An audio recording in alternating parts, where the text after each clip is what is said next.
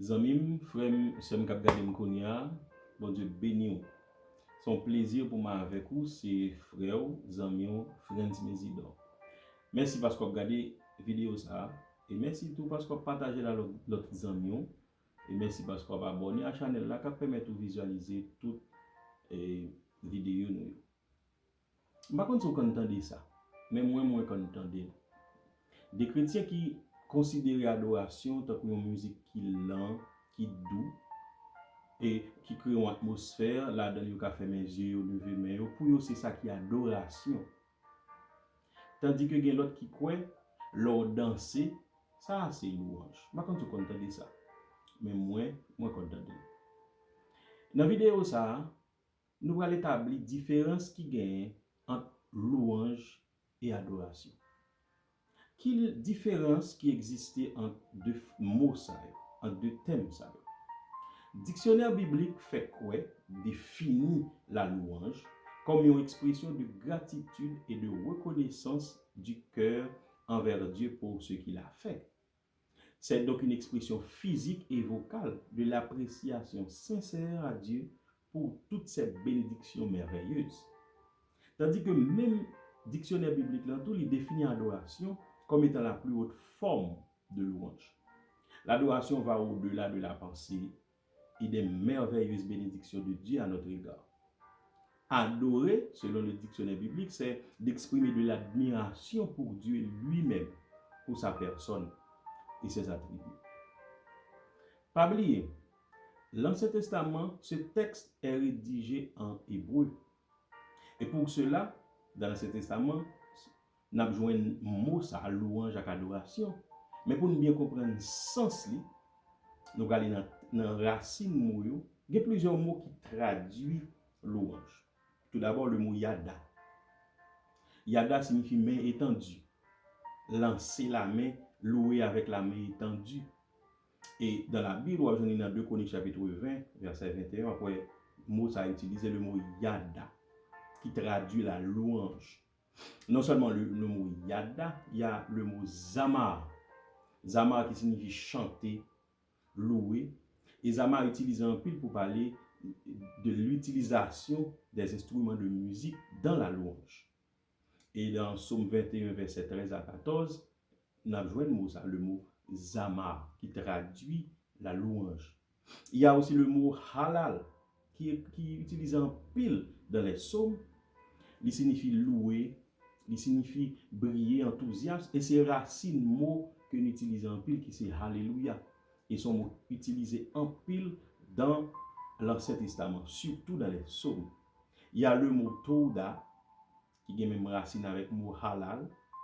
Il y a comme définition, c'est une extension de la main d'adoration de louange.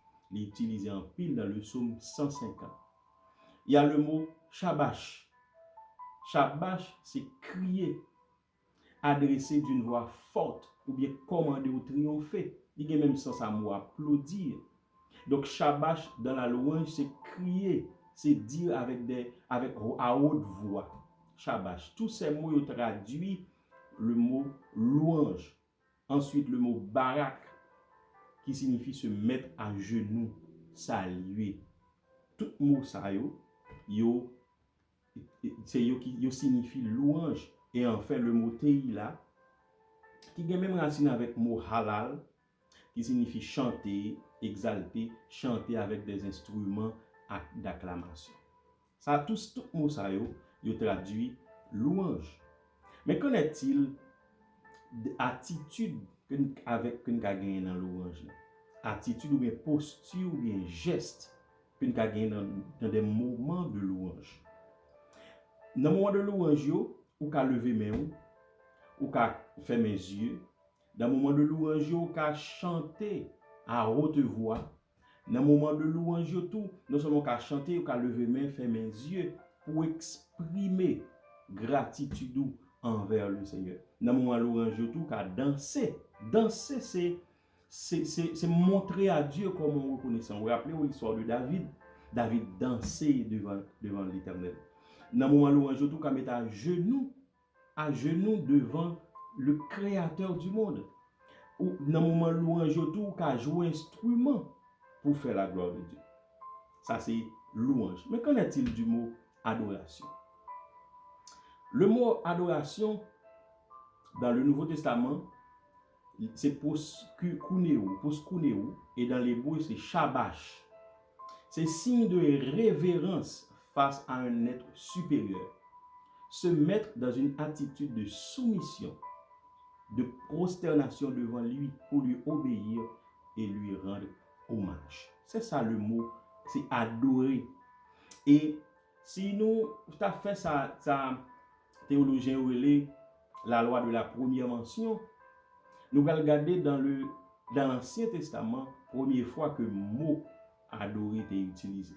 En Genèse chapitre 22, le verset 5, la Bible dit que bon Dieu demandait à Abraham pour lui offrir Isaac en sacrifice.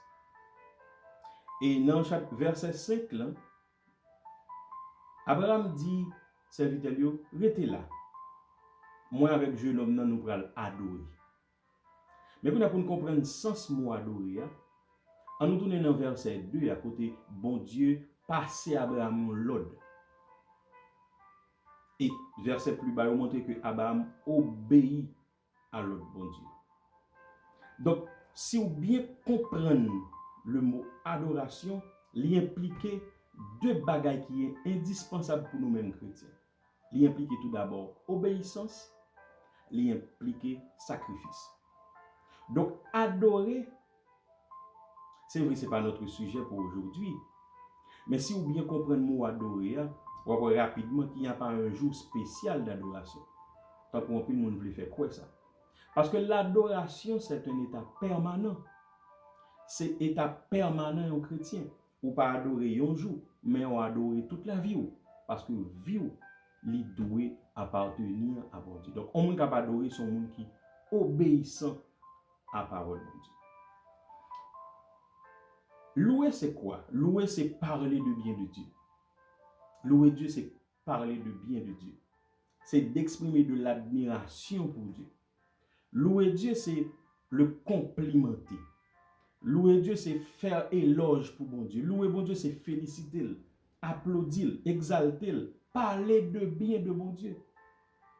Un chrétien qui a loué bon Dieu, c'est un chrétien qui, par exemple, suspend, fait des gestes, des actes de louange, soit parler de bien de Dieu, lever mes mains, faire mes yeux dans le moment qu'on va adorer bon Dieu, montrer publiquement que vous adorez un être supérieur. Donc, louer a un rapport avec ça qui est physique. Tandis que adorer c'est plus profond parce que adorer c'est avoir un sentiment de respect. Un sentiment de respect. Un chrétien qui conscient qu'ils sont adorateurs, il ne pas dans n'importe bagaille parce qu'il respecte mon Dieu. Adorer, c'est d'exprimer de la révérence. Un chrétien qui est conscient qu'ils sont adorateurs, il a une révérence pour nous, bon Dieu. D'estimer de la valeur. Et l'autre signification, c'est céder la place à Dieu. Un vrai adorateur, ce n'est pas un monde qui prend une décision pour tête, mais c'est un monde qui quitte bon Dieu décidé pour lui. Donc, adorer Dieu, c'est lui céder la première place. Adorer bon Dieu, son attitude de cœur, son style de vie. L'adoration, c'est son style de vie. L'adoration, son profonde méditation sur la valeur et la grandeur de Dieu. Mes frères et sœurs, différence entre adoration et louange. Louange, c'est ça nous fait chaque jour dans la culture. Mais l'adoration, c'est plus profond. Adoration, c'est donner à Dieu la première place. Et l'adoration, c'est un état permanent. Pas jamais oublier ça. L'adoration, c'est un état permanent. Donc, c'est où adorer bon Dieu pour toute la vie. Mais j'espère que cette vidéo ça a été utile et c'est un plaisir. Partagez-la à l'autre amis ou abonnez à la chaîne là, qu'on ne soit pas rater aucune vidéo. Que le Seigneur vous bénisse. À la prochaine.